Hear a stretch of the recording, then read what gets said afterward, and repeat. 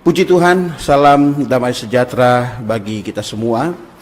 Kali ini kita akan membahas perihal eksistensi dan manifestasi Antikristus yang termasuk di dalam cakupan penggenapan dari nubuat-nubuat mengenai Israel di dalam minggu terakhir atau 7 tahun terakhir, di mana nubuat mengenai Antikristus ini tercakup di dalam hal-hal yang akan terjadi, seperti Antikristus akan membuat perjanjian itu menjadi berat dan sangat tegas dengan banyak sekali orang.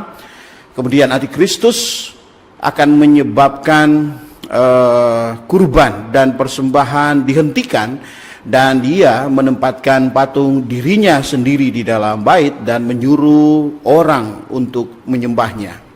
Kemudian kita akan melihat binatang yang keluar dari laut serta penganiayaan yang timbul setelahnya, di mana kita melihat lebih rinci lagi, yaitu binatang itu seperti macan tutul, kakinya seperti beruang, dan mulutnya seperti singa. Dia keluar dari dalam laut dan memiliki 7 kepala dan 10 tanduk. Antikristus juga akan menerima kuasa, tahta, dan otoritas yang besar dari naga itu. Kemudian dia akan dibunuh dan kemudian dibangkitkan. Kemudian kita akan melihat dia bertindak selama 42 bulan atau 3,5 tahun. Dan kemudian kita akan melihat bahwa Antikristus adalah binatang keempat di dalam Daniel pasal 7. Antikristus juga adalah tanduk kecil di dalam Daniel pasal 8. Dan dia, Antikristus, adalah pangeran di dalam Daniel pasal 8. Kita akan melihat juga bahwa Antikristus adalah pangeran di dalam Daniel pasal 9. Antikristus juga adalah raja di dalam Daniel pasal 11. Kemudian jika masih ada waktu, kita akan melihat malaikat dari jurang maut atau abis mendatangkan kehancuran. Kemudian kita akan belajar mengenai datangnya manusia durhaka, dan yang terakhir binatang yang keluar dari bumi dan penganiayaan yang ditimbulkannya. Oke, mari kita masuk kepada detail pembahasannya. Seperti yang telah kita bahas sebelumnya, bahwa Daniel pasal 9 ayat 24 sampai 27 adalah nubuat tentang 70 minggu yang ditetapkan untuk Israel dan kota kudus. Menurut sejarah, sejak Raja Kores, yaitu Raja Persia, mengeluarkan dekret untuk memulihkan dan membangun kembali Yerusalem sampai Kristus disalibkan di kayu salib, adalah periode 7 minggu dan 62 minggu, yaitu 483 tahun. Setelah ini ada masa kasih karunia, yaitu zaman gereja, yang memisahkan nubuat 69 minggu dan minggu yang terakhir. Karena itu, dari 70 minggu yang ditetapkan Tuhan untuk Israel, hanya minggu terakhir yang belum tergenapi. Dan minggu terakhir ini haruslah tergenapi karena nubuat yang lain yang sebelumnya telah digenapi. Nah, di dalam pelajaran ini kita akan melihat nubuat dalam Alkitab tentang Israel pada minggu terakhir. Kita melihat yang pertama, poin pertama, Antikristus membuat perjanjian yang tegas dan berat dengan banyak orang. Saudara-saudari, setelah kenaikan Kristus, nubuat Tuhan di dalam Matius pasal 24 ayat 1 sampai 2 digenapi ketika Titus, yaitu seorang panglima atau seorang pangeran dari kekaisaran Romawi, dia menghancurkan Yerusalem dan bait orang Yahudi pada tahun 70 Masehi. Ini juga menggenapkan nubuat di dalam Daniel pasal 9 ayat 26 yang berkata, "Datanglah rakyat seorang raja memusnahkan kota dan tempat kudus itu. Setelah kehancuran kota dan tempat kudus, Bani Israel tidak dapat lagi mempersembahkan kurban dan persembahan di dalam bait." Nah, situasi ini akan berlanjut sampai kepada minggu yang terakhir. Pada permulaan minggu terakhir, Antikristus akan membuat perjanjian dengan banyak orang. Kemudian dia menyetujui bahwa orang Yahudi dapat mempersembahkan kurban untuk menyembah Allah di dalam bait yang telah dipugar dan dibangun kembali. Karena itu, Antikristus akan membuat perjanjian dengan banyak orang dan orang-orang Yahudi untuk memulihkan penyembahan mereka di dalam bait yang merupakan petunjuk bahwa minggu terakhir, yaitu 7 tahun terakhir, telah dimulai. Kemudian masuk di dalam poin yang kedua, kita melihat Antikristus akan menyebabkan kurban dan persembahan dihentikan dan menempatkan patung dirinya di dalam bait. Saudara-saudari, selama paruh pertama minggu terakhir, Antikristus akan bersikap baik kepada orang Yahudi. Namun, di dalam pertengahan minggu terakhir itu, yakni setelah 3,5 tahun, sikapnya akan berubah. Meskipun awalnya dia setuju orang Yahudi dapat mempersembahkan kurban untuk beribadah di dalam bait Allah, kemudian dia akan mengubah sikapnya dan mulai menganiaya orang-orang Yahudi. Di dalam Daniel pasal 9 ayat 27 berkata, pada pertengahan 7 masa itu, ia atau Antikristus akan menghentikan kurban dan persembahan. Antikristus akan memerintahkan orang Yahudi untuk berhenti menyembah Allah dan mempersembahkan kurban. Di dalam Matius pasal 24 ayat 15, Tuhan Yesus berbicara tentang apabila kamu melihat pembinasa keji berdiri di tempat kudus menurut firman yang disampaikan oleh Nabi Daniel. Antikristus, dia akan menghentikan orang Yahudi untuk menyembah Allah. Kemudian dia meninggikan dirinya sebagai Allah dan ia menempatkan patungnya di dalam bait Allah. Saudara-saudari, ini adalah merupakan suatu kekejian di mata Allah.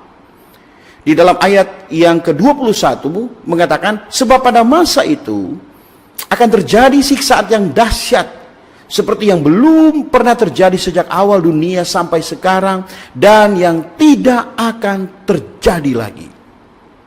Kesusahan besar ini akan berlangsung selama 3,5 tahun, yaitu paruh kedua, minggu terakhir, yaitu 3,5 tahun dari 7 tahun terakhir. Kesusahan besar ini akan menjadikan Yerusalem sebagai pusatnya dan Yudea sebagai sekelilingnya. Kemudian kita akan melihat poin yang ketiga, binatang yang keluar dari laut dan penganiayaan yang ditimbulkannya. Di dalam Wahyu pasal 12 mengatakan bahwa naga itu dikalahkan dan diusir dari surga ke bumi. Ini akan menjadi permulaan kesusahan besar selama 3,5 tahun. Setelah turun ke bumi, naga itu akan mengeluarkan binatang itu dari laut. Karena itu ketika Yohanes melihat naga itu berdiri di atas pasir laut, dia juga melihat seekor binatang keluar dari laut. Wahyu pasal 13 ayat 1. Binatang ini adalah Antikristus. Dia kita melihat serupa macan tutul, kakinya seperti beruang, dan mulutnya seperti singa.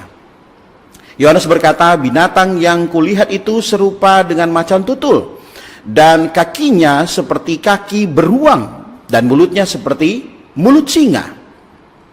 Macan tutul melambangkan gerakan cepat dan kejam dari seorang yang bernama Alexander Agung, seorang raja Yunani. Dan kaki beruang melambangkan injakan dan kaki penghancuran dari monarki Media Persia.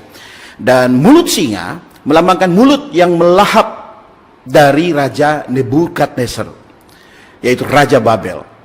Binatang yang dilihat Yohanes memiliki karakteristik dari 3 binatang di dalam Daniel pasal 7 ayat 4 sampai 7.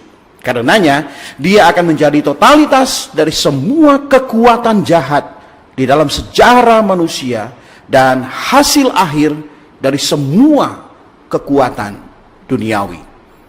Kemudian poin selanjutnya kita melihat bahwa ada binatang yang keluar dari laut dan memiliki 7 kepala dan 10 tanduk. Di dalam Wahyu pasal 13 ayat 1 mengatakan bahwa seekor binatang akan keluar dari laut. Secara geografis, laut ini adalah Laut Tengah. Di dalam Daniel pasal 7 ayat 2. Ini dikatakan laut besar di dalam Daniel pasal 7 ayat 2. Menurut gambaran Alkitabiah, tanah melambangkan bangsa Israel dan laut melambangkan bangsa-bangsa bukan Yahudi. Kita dapat melihatnya di dalam Wahyu pasal 17 ayat 15. Binatang yang keluar dari laut menunjukkan bahwa antikristus akan keluar dari dunia bukan Yahudi.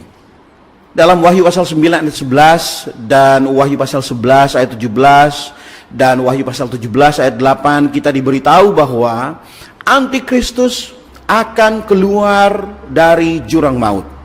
Namun dari pasal 13 ayat 1, Wahyu pasal 13 ayat 1 dan Daniel pasal 7 ayat 3 mengatakan bahwa dia akan keluar dari laut. Ini menunjukkan bahwa antikristus akan datang dari 2 sumber. Rohnya yang ada di jurang maut sebelum dia lahir itu akan keluar dari jurang maut. Tubuhnya akan datang dari salah satu negara bukan Yahudi di sekitar Laut Tengah. Daniel pasal 8 mengatakan bahwa dia akan berasal dari salah satu dari 4 kerajaan Yunani kuno. Binatang itu memiliki tanduk 10 dan berkepala 7. Di atas tanduk-tanduknya terdapat 10 mahkota dan pada kepalanya tertulis nama-nama hujat. Wahyu 13 ayat 1. Menurut ayat ini, binatang itu sama dengan yang terdapat di dalam Wahyu pasal 12 ayat 3, yaitu disebut naga itu. Karena keduanya memiliki 7 kepala dan 10 tanduk. Ini dengan tegas menunjukkan kepada kita bahwa antikristus yang akan datang akan menjadi satu dengan Satan. Satan akan diwujudkan di dalam antikristus dan diekspresikan melalui dia. Karenanya 7 kepala dan 10 tanduk Satan akan menjadi 7 kepala dan 10 tanduk antikristus.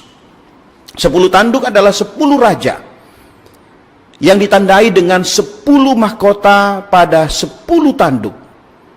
10 tanduk juga adalah 10 kerajaan yang dilambangkan dengan 10 jari kaki patung besar di dalam Daniel pasal 2 ayat 42 sampai 44. 7 kepala binatang itu adalah 7 kaisar kekaisaran Romawi seperti yang kita lihat di dalam Wahyu pasal 17 ayat 10. Ini ditandai dengan 7 mahkota pada 7 kepala.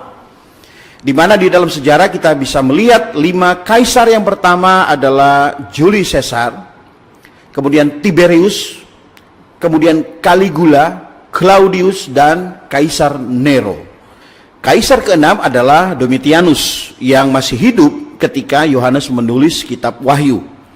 Nah, kaisar ketujuh yang pada akhirnya akan mengalami pukulan maut dan dihidupkan kembali oleh roh kaisar kelima yaitu Nero akan menjadi antikristus.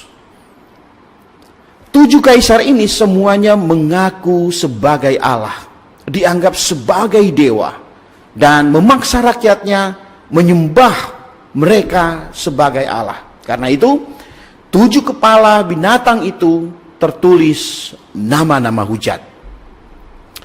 Kemudian poin yang selanjutnya, ia menerima kuasa. Antikristus itu menerima kuasa, tahta, dan otoritas yang besar dari naga itu. Naga itu akan membuat binatang itu menyatu dengan dia dengan memberinya kuasa dan tahtanya dan otoritas yang besar. Ketika Tuhan Yesus ada di bumi, dia dicobai oleh iblis. Tuhan Yesus mengalahkan dia dengan mengatakan, "Enyahlah iblis, sebab ada tertulis, engkau harus menyembah Tuhan Allahmu dan hanya kepada dia sajalah engkau berbakti." Matius 4 ayat 10. Sejak hari itu, Satan mencari seseorang yang kepadanya dia dapat memberikan semua kuasanya, otoritasnya, dan kemuliaan kerajaannya. Dia akan menemukan orang yang dia cari di dalam pribadi antikristus. Karena Satan akan memberikan kuasa dan otoritasnya kepada antikristus, maka antikristus akan menjadi seorang pribadi yang luar biasa. Kemudian yang terjadi selanjutnya adalah dia dibunuh dan kemudian dibangkitkan. Di dalam Wahyu pasal 13 ayat 3 mengatakan, luka yang membahayakan hidupnya itu sembuh. Seluruh dunia akan heran lalu mengikuti binatang itu. Di dalam ayat 14 dalam Wahyu 13 juga mengatakan bahwa binatang itu yang luka oleh pedang, namun yang tetap hidup itu. Loh, luar biasa saudara-saudari. Ini akan menyebabkan seluruh bumi mengagumi dia. Mereka yang tinggal di bumi, yaitu mereka yang tidak tertulis di dalam kitab kehidupan sejak dunia dijadikan, mereka akan heran apabila mereka melihat bahwa binatang itu pernah ada. Selama paruh pertama 7 tahun terakhir, kaisar ke-7 akan muncul. Setelah dia dibunuh dan dibangkitkan, yang akan terjadi di sekitar pertengahan 7 tahun, dia akan menjadi kaisar yang ke-8. Karena itu, selama 3,5 tahun yang pertama, dia akan menjadi kaisar ke-7. Dan selama 3,5 tahun yang terakhir, dia sebagai antikristus yang bangkit kembali, dia akan menjadi kaisar yang ke-8. Kaisar ke-7 akan meneguhkan perjanjian dengan orang Yahudi selama 7 tahun, dan kaisar yang ke-8 akan menganiaya orang Yahudi dan meninggikan dirinya sebagai Allah. Karena itu, antikristus, ia sendiri adalah raja ke-8, termasuk satu dari ke-7 itu. Antikristus yang dibunuh dan dibangkitkan ini akan memiliki suatu bilangan. Nabi palsu akan bekerja sama dengan antikristus dan menyebabkan semua orang kecil atau besar, kaya atau miskin, merdeka atau hamba, diberi tanda pada tangan kanannya atau pada dahinya. Kemudian tidak seorang pun yang akan dapat membeli atau menjual apapun selain mereka yang memiliki tanda itu, yaitu nama binatang itu atau namanya. Ayat 18 mengatakan, siapa yang bijaksana, baiklah ia menghitung bilangan binatang itu, karena bilangan itu adalah bilangan seorang manusia, dan bilangannya ialah 666. Bilangan 666 ini menunjukkan Kaisar Nero. Orang-orang kafir akan tertulis nama Nero di dahi mereka atau di tangan mereka, yang secara langsung mereka bersaksi bahwa mereka adalah milik Nero. Siapapun yang tidak memiliki tanda binatang itu tidak akan bisa membeli atau menjual. Ini akan membuat ketidakmungkinan untuk hidup di masa-masa itu. Kemudian kita masuk ke poin selanjutnya. Ia akan bertindak selama 42 bulan. Binatang ini akan bertindak selama 42 bulan. 42 bulan ini adalah 3,5 tahun di dalam Wahyu pasal 12 ayat 14 dan 1260 hari di dalam Wahyu pasal 11 ayat 3 dan Wahyu pasal 12 ayat 6. Ini akan menjadi waktu kesusahan yang sangat besar. Di dalam 3,5 tahun ini, Antikristus akan melakukan banyak hal. Dia akan mengucapkan kata-kata hujat terhadap Allah, untuk menghujat nama Allah dan tabernakelnya yang merupakan tabernakel di surga. Binatang itu akan berperang dengan orang-orang kudus dan mengalahkan mereka. Orang-orang kudus di sini merujuk pada sisa dari keturunan perempuan di dalam Wahyu pasal 12 ayat 17 yang terdiri dari orang-orang Yahudi yang menaati perintah-perintah Allah dan kaum beriman di dalam Kristus yang memberikan kesaksian tentang Yesus di bumi pada saat itu. Antikristus akan menganiaya mereka, berperang melawan mereka, dan mengalahkan mereka. Banyak yang akan menjadi martir pada saat-saat ini. Antikristus juga akan menerima kuasa, otoritas, dan kerajaan 10 raja yang memungkinkan dia untuk memerintah setiap suku, setiap orang, bahasa, dan bangsa.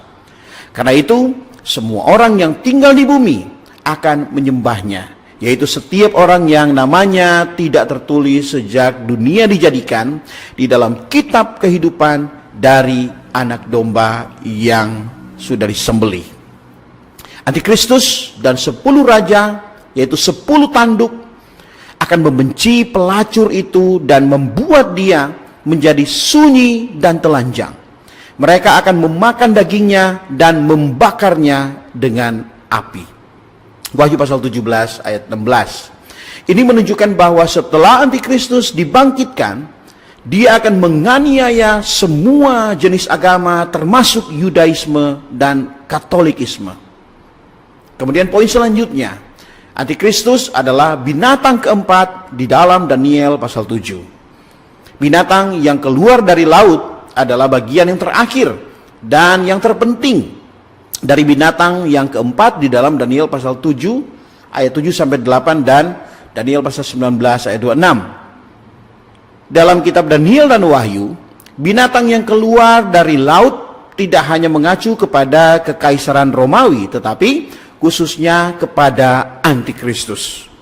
Karena itu, akhirnya Antikristus adalah binatang yang keluar dari laut, yaitu binatang keempat di dalam Daniel pasal 7. Nah, binatang ini itu sangat mengerikan dan menakutkan, sama seperti kekaisaran Romawi yang melakukan hal-hal yang mengerikan.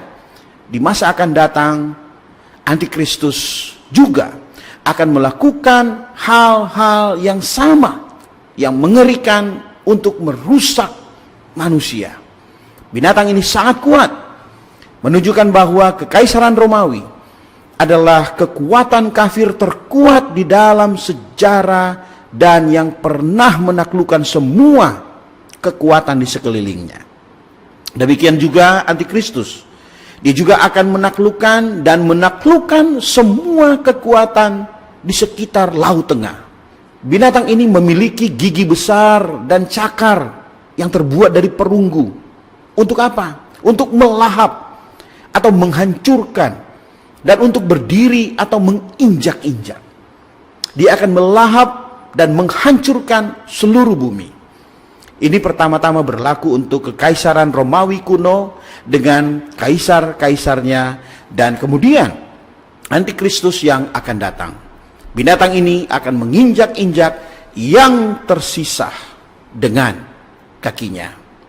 Binatang ini memiliki 10 tanduk. 10 tanduk ini sesuai dengan 10 raja yang diwakili oleh 10 jari kaki dari patung besar di dalam Daniel pasal 2. Dalam pandangan Allah, 10 raja ini adalah bagian tubuh yang paling rendah. Namun dalam penglihatan dalam Daniel pasal 7, 10 kerajaan ini yang diwakili oleh 10 raja ditinggikan sebagai 10 tanduk. Dari perspektif surga, politik duniawi dan kerajaan duniawi itu sangat rendah. Di mata Allah, mereka seperti binatang yang tidak melakukan apapun kecuali merusak dan melahap manusia. Namun, di mata Nebukadnezar, yaitu di mata manusia, kerajaan duniawi tampak seperti gambaran yang agung dan mulia. Binatang ini memiliki tanduk kecil, yaitu Antikristus, yang muncul di antara 10 tanduk. Tanduk kecil ini bermata seperti mata manusia, yang menandakan bahwa Antikristus akan sangat cerdas secara intelektual. Dia akan menjadi orang yang berpengetahuan dan akan memiliki wawasan yang sangat luar biasa. Dia tidak hanya akan mengetahui ilmu politik saja, tetapi juga akan memiliki pengetahuan ilmiah yang paling mutakhir. Tanduk kecil ini juga memiliki mulut yang menyombongkan, yang melawan, yang maha tinggi. Dia juga memiliki penampilan yang lebih besar daripada rekan-rekannya.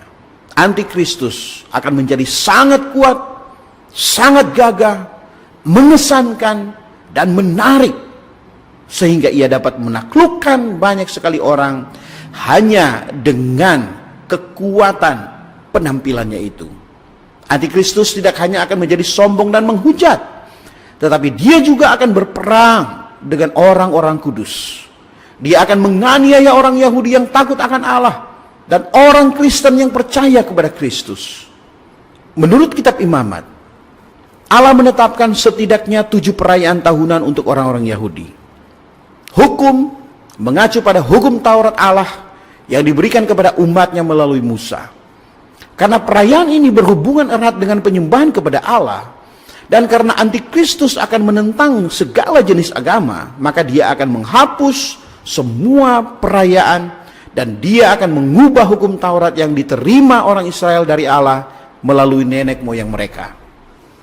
Dan poin selanjutnya adalah antikristus adalah tanduk kecil di dalam Daniel pasal 8. Tanduk kecil ini menunjukkan nama seseorang, yaitu Antiochus Epiphanes. Dia adalah seorang raja Syria yang menyerbu Yerusalem dan menjara bait Allah antara tahun 171 hingga 165 sebelum Masehi. Antiochus Epiphanes ini melambangkan antikristus yang akan datang. Di dalam Daniel pasal 8 ayat 8 mengatakan, kambing jantan itu sangat membesarkan dirinya, tetapi ketika ia sampai pada puncak kuasanya, maka patahlah tanduk yang besar itu. Lalu pada tempatnya tumbuh 4 tanduk yang aneh, yang sejajar dengan keempat mata angin yang dari langit. Saudara-saudari, kambing dalam ayat ini mengacu pada Alexander Agung dari Kekaisaran Yunani. Alexander Agung ini memiliki 4 jenderal. Setelah kematiannya, para jenderal ini menduduki wilayah tertentu dan dibagi menjadi 4 kerajaan. 4 kerajaan ini adalah 4 tanduk yang mencolok. Dari salah satu tanduk itu muncul suatu tanduk kecil yang menjadi sangat besar ke arah selatan, yaitu ke arah timur dan ke arah tanah permai, seperti yang tercantum di dalam Daniel pasal 8 ayat 9. Nah, selatan mengacu kepada Mesir, timur mengacu kepada Suria, dan yang indah mengacu kepada tanah kudus. Karena itu antikristus sebagai tanduk kecil kemungkinan besar akan muncul dari Yunani atau Makedonia. Selain itu, tanduk kecil ini ia menjadi besar, bahkan sampai kepada bala tentara langit. Dan dari bala tentara itu, dari binatang-binatang dijatuhkannya beberapa ke bumi dan diinjak-injaknya. Bahkan terhadap panglima bala tentara itu pun yang membesarkan dirinya, dan daripadanya diambilnya kurban persembahan sehari-hari, dan tempatnya yang kudus dirobohkannya. Kita dapat melihatnya di ayat yang ke-10 sampai 11. Kemudian di ayat yang ke-25 mengatakan bahwa dia akan melawan raja segala raja. Ini berarti tanduk kecil ini akan meninggikan dirinya melawan Allah dan mengambil kurban persembahan sehari-hari yang terdapat di dalam ayat 11. Yaitu ia akan menghentikan penyembahan dari orang Yahudi kepada Allah. Meskipun orang Yahudi telah kembali ke tanah nenek moyang mereka, mereka saat ini berada dalam situasi yang sangat menyedihkan, penuh dengan dosa dan pelanggaran. Karena itu Allah akan muak dengan persembahan mereka. Karena pelanggaran mereka, dia akan membiarkan antikristus menghentikan kurban persembahan mereka. Antikristus sebagai tanduk kecil itu, ia juga akan menjatuhkan tempat kudus panglima bala tentara itu. Ini menunjukkan bahwa dia akan menghancurkan bait Allah yang dibangun kembali itu. Dia akan bertindak dan berhasil. Dikatakan kekuatannya akan menjadi hebat, tetapi tidak sekuat yang terdahulu. Kekuatan antikristus adalah kekuatan Satan. Wahyu pasal 13 ayat 2 mengatakan bahwa naga itu memberikan kepadanya kekuatannya dan tahtanya dan kekuasaannya yang besar. Karena antikristus akan menjadi perwujudan Satan, maka dia akan mendatangkan kebinasaan yang mengerikan dari orang-orang perkasa dan orang-orang kudus. Dia juga akan menghancurkan kota dan bahkan bangsa dengan cara yang belum pernah terjadi sebelumnya, dan dia juga akan menghancurkan umat Allah.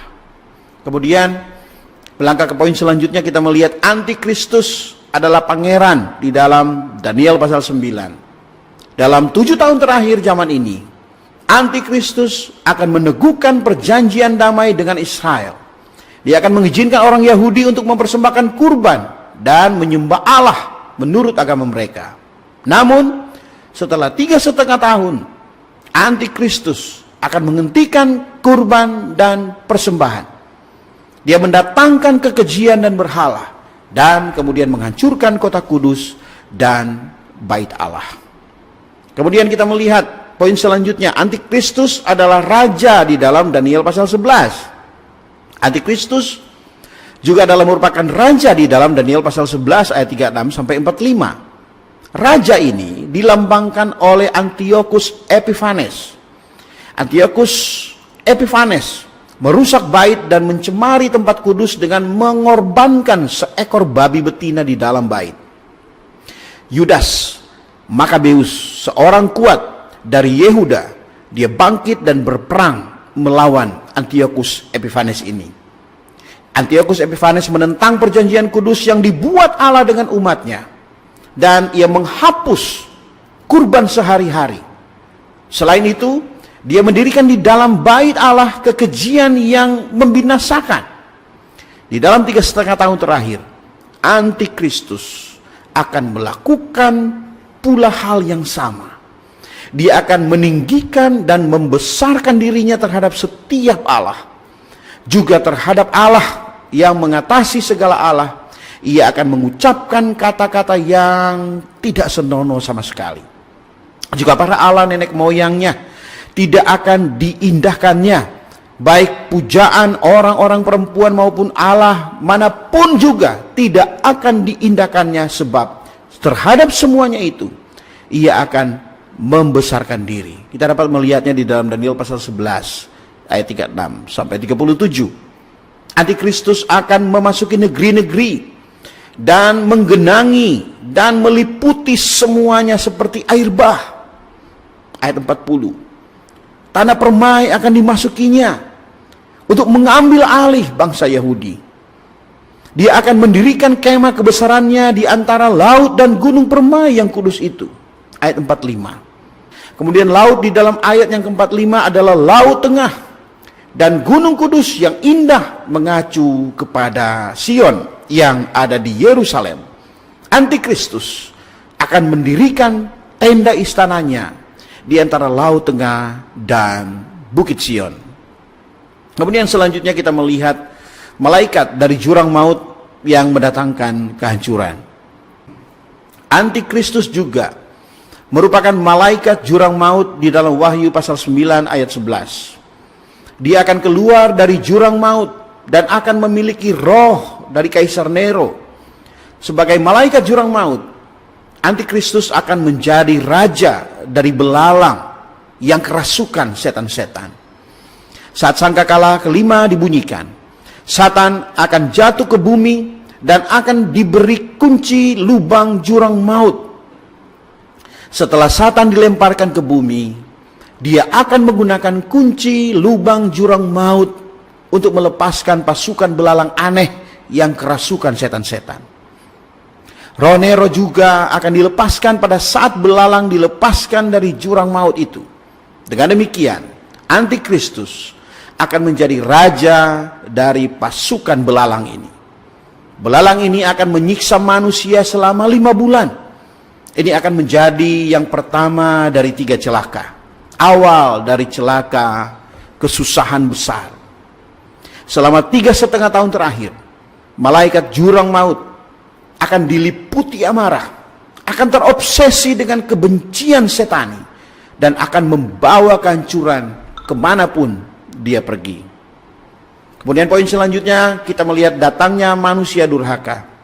Rasul Paulus bernubuat di dalam 2 Tesalonika pasal 2 bahwa antikristus akan menjadi manusia durhaka, yaitu lawan yang meninggikan diri di atas semua yang disebut atau yang disembah sebagai Allah, hingga ia duduk di bait Allah dan mau menyatakan diri sebagai Allah. 2 Tesalonika pasal 2 ayat 3 sampai 4. Kedatangan si pendurhaka itu adalah pekerjaan iblis, dan akan disertai berbagai perbuatan-perbuatan yang ajaib, tanda-tanda dan mujizat-mujizat palsu, dengan berbagai tipu daya jahat terhadap orang-orang yang harus binasa. Semua yang dilakukan oleh antikristus akan menjadi ujian bagi mereka yang tinggal di bumi selama 3,5 tahun terakhir. Kemudian kita melihat binatang yang keluar dari bumi dan penganiayaannya. Selain antikristus, kitab Wahyu juga berbicara tentang binatang yang lain, yaitu nabi palsu. Ia yang akan keluar dari bumi, yang secara geografis, nabi palsu akan datang dari bawah bumi, dan secara simbolis akan datang dari bangsa Israel. Karenanya, nabi palsu itu pasti adalah salah satu dari orang Yahudi. Nah, binatang yang keluar dari bumi yang dikatakan bertanduk dua sama seperti anak domba, dan ia berbicara seperti seekor naga di dalam ayat ke-11, itu menunjukkan kepalsuannya. Dia akan tampak seperti anak domba, tetapi akan berbicara seperti naga atau Satan. Dia akan menggunakan kuasa setani untuk melakukan tanda-tanda besar, dan akan melakukan hal yang sama seperti yang Elia lakukan. Artinya, dia akan menurunkan api dari langit. Karena nabi palsu akan melakukan tanda-tanda yang besar yang sama dengan yang dilakukan oleh nabi-nabi yang sejati, maka akan sulit bagi orang untuk membedakan nabi yang sebenarnya dari nabi yang palsu. Nabi palsu tidak akan bekerja untuk dirinya sendiri, tetapi dia bekerja untuk antikristus. Dia adalah antek dari antikristus, binatang yang keluar dari laut itu.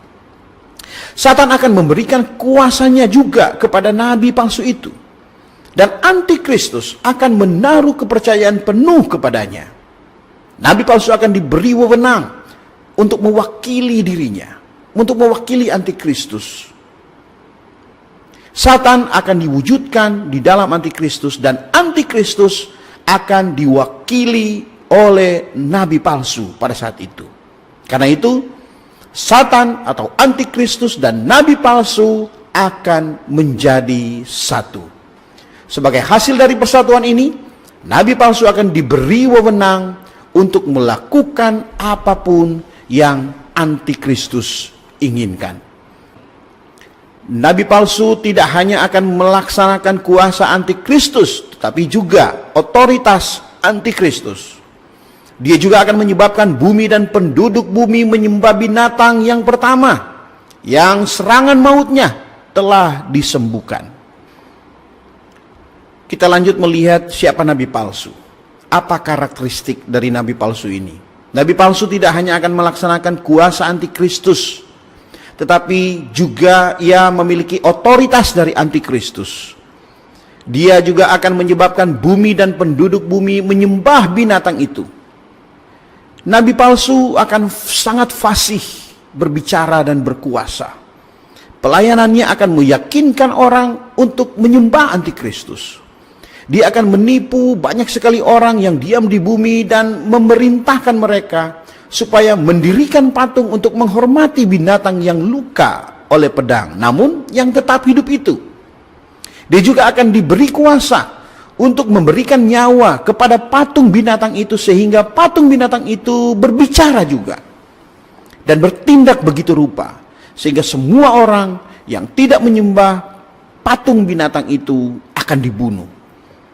Nabi palsu sebenarnya akan mampu memberikan nafas kehidupan kepada berhala yang memungkinkannya untuk berbicara sebagai patung yang hidup. Oh, ini akan menjadi tanda yang mencengangkan bagi penduduk bumi, yang menyebabkan mereka menyembah patung antikristus. Selain itu, semua orang akan diberi tanda di tangan kanan atau di dahi mereka. Tanpa tanda itu, maka tidak ada yang bisa membeli atau menjual, sehingga tidak memungkinkan untuk hidup tanpa tanda itu. Hanya mereka yang namanya telah tertulis di dalam kitab kehidupan anak domba yang tidak akan menyembah antikristus dan patungnya. Mereka menolak untuk menyembah dia, bahkan dengan mengorbankan nyawa mereka sendiri. Akibatnya, banyak orang yang akan menjadi martir.